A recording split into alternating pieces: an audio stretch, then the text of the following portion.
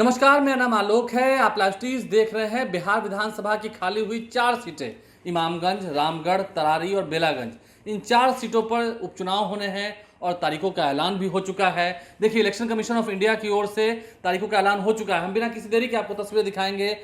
18 अक्टूबर से नॉमिनेशन की शुरुआत हो रही है और 25 अक्टूबर तक नॉमिनेशन होने हैं, यानी कि कुछ दिन में ही। आज तारीख 15 अक्टूबर हो गई, 18 अक्टूबर से नॉमिनेशन की शुरुआत होनी है।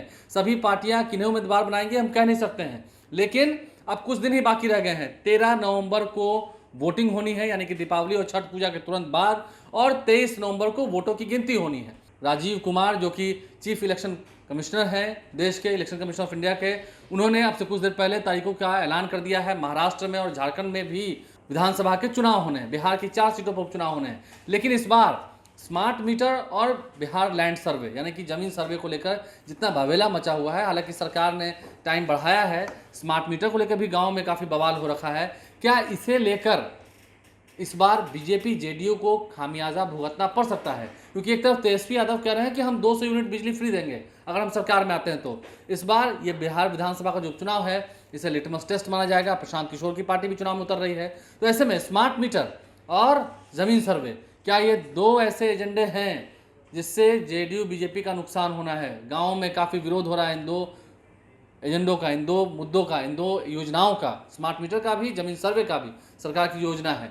अब इस पर क्या आगे होना है, वरिष्ठ पत्रकार अरुण पांडे जी से हमने बातचीत की है, वो आपको सुनवाते हैं। हमारे साथ बिहार के वरिष्ठ पत्रकार अरुण पांडे जी हैं। जिस तरह से स्मार्ट मीटर को लेकर विवाद हो रहा है, अब तो मनीष वर्मा ने भी कह दिया कि आरजेडी के लोग, जो विपक्ष के लोग जो हंगामा कर रहे हैं, उन्हें बोलने का तो कोई अधिकार है नहीं। लेकिन स्मार्ट मीटर को लेकर ऐसी बात तो नहीं है कि सब सुलझ गया है? नहीं, वो सुलझ गया है कि उलझ गया है। बस अभी 4 विधानसभा सीटों के लिए उपचुनाव की घोषणा हो गई है और इसी में 4 सीटों के चुनाव क्षेत्र में दंगल में स्मार्ट मीटर एक मुद्दा बन गया है, सियासी मुद्दा। और विपक्ष ने तो इसको बता दिया है कि भाई ये तो स्मार्ट मीटर के थ्रू लूट हो रही है, लोगों का शोषण हो रहा है। और ये खासकर मध्यम और गरीब वर्ग के लोग जिनके घर में रोशनी पहुंची थी, उनको तो अब ये स्मार्ट मीटर लेने के देने पड़ रहे हैं। वही शिकायत है आम लोगों की कि ये स्मार्ट मीटर बहुत तेज़ चल रहा है। आज भी इसके स्मार्ट मीटर के लगाने के बाद जो बिजली की उपलब्धता है, जो आपूर्ति सेवा है, उसमें तो कोई सुधार नहीं हुआ। क्योंकि डिजिटल मीटर में तो बिल आ ही रहा था। ऐसे बात देखिए, बिल भी आ रहा था। देखिए, सबसे बड़ी बात क्या है, स्मार्ट मीटर बिहार में कोई अब लगभग 60 लाख स्मार्ट मीटर लग चुका है और इसमें अभी भी विरोध जारी है। लोग पुलिस के बल पर स्मार्ट मीटर लग रहा है। और स्मार्ट मीटर में जो सबसे बड़ी बात है, भले सरकार कह रही है कि भाई आप 2% का उसमें आपको रिबेट दे रहे हैं, आप एडवांस यदि पैसा जमा करते हैं तो उसमें हम सूद देते हैं। 2000 पहले आप जमा कीजिए, एडवांस जमा कीजिए तो हम सूद भी देंगे उसमें। तो कुल मिलाजुला का भी लोक लुभावन तरीके से सरकार को समझा रही है सरकार, लेकिन ये अब तक कहाँ समझा पाई। जो इस तरह से स्मार्ट मीटर को लेकर जो विरोध हुआ है और सरकार एक नया कीर्तिमान स्थापित करने को ठानी है कि हम पूरा बिहार पहला राज्य होगा पूरे देश में जहाँ सभी घरों में 2 करोड़ से अधिक विद्युत उपभोक्ता हैं, जहाँ मीटर लगाए हैं। मुख्यमंत्री ने भी ठान रखी है कि अब जस्ट इसको जल्दी पूरा करो। मार्च में चुनाव जो नवंबर 2025 में होगा उसके पहले करो। लेकिन ये 4 क्षेत्र में जो चुनाव हो रहा है, अब तो तारीख की घोषणा हो चुकी है। आपको लगता है कि इन 4 सीटों पर भी इसका असर दिखेगा? विपक्ष तो इसको मुद्दा बनाएगा ही ना। अभी तो यही देखना है कि सचमुच इससे लोग पीड़ित हैं, परेशान हैं, चाहे वो शहर के लोग हों या देहात के लोग हैं। देहात में पुलिस के डंडा के बल पर लगाया जा रहा है और शहरों में भी बहुत सारे मोहल्लों में लोग जहाँ प्रतिरोध किया, विरोध किया, और सरकार ने बिल्कुल सख्त हिदायत दी प्रशासन को कि आप पूरी सुरक्षा दीजिए और इसको लगाइए। इसलिए 6-7 हज़ार करोड़ का प्रोजेक्ट है पूरे बिहार में जो स्मार्ट मीटर लग रहा है।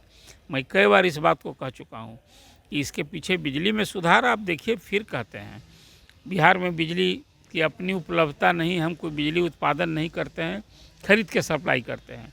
लेकिन रेट का जहाँ तक सवाल है, क्या बिहार की बिजली सस्ती है? आप 15-15.5 हज़ार करोड़ रुपया खजाने से खर्च कर रहे हैं, तो ये बिजली कंपनियों में क्यों नहीं लाभ में? इसको तो भरपूर लाभ में होना चाहिए था।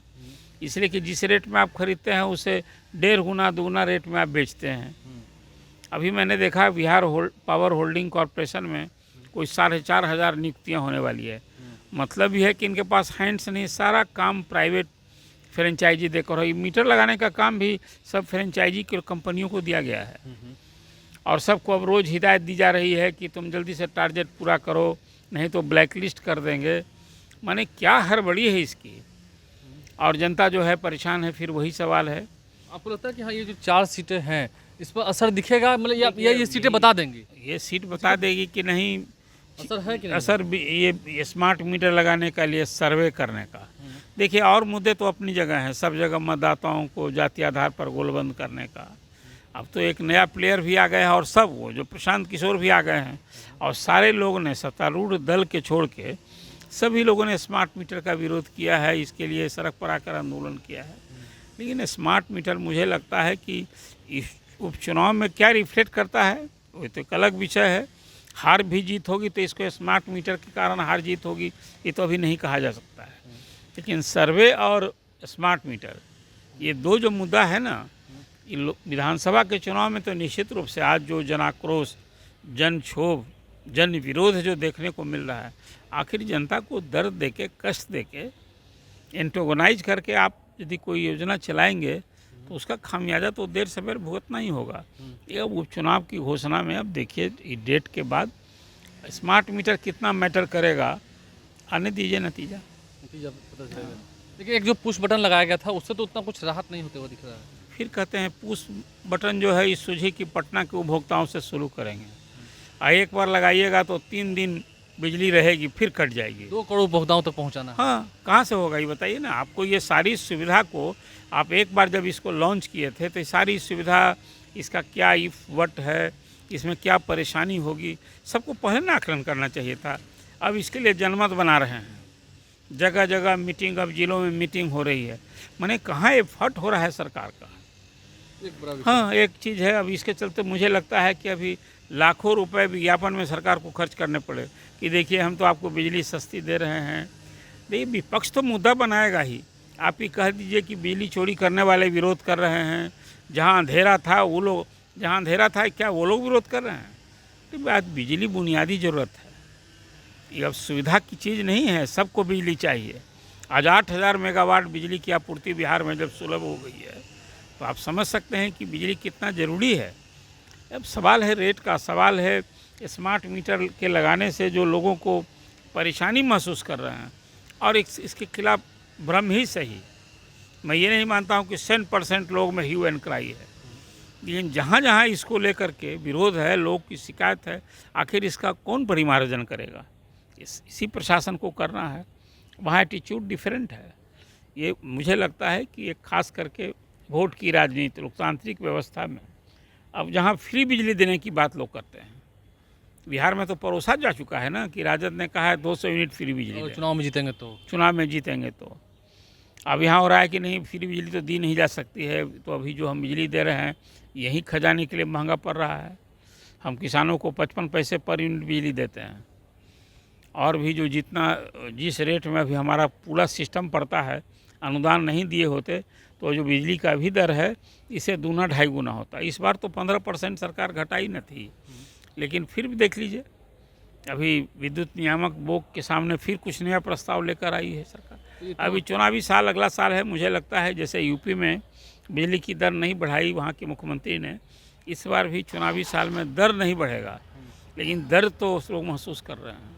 दर नहीं बढ़ेगा लेकिन दर्द तो महसूस कर रहे हैं। पांडे जी हमारे साथ थे।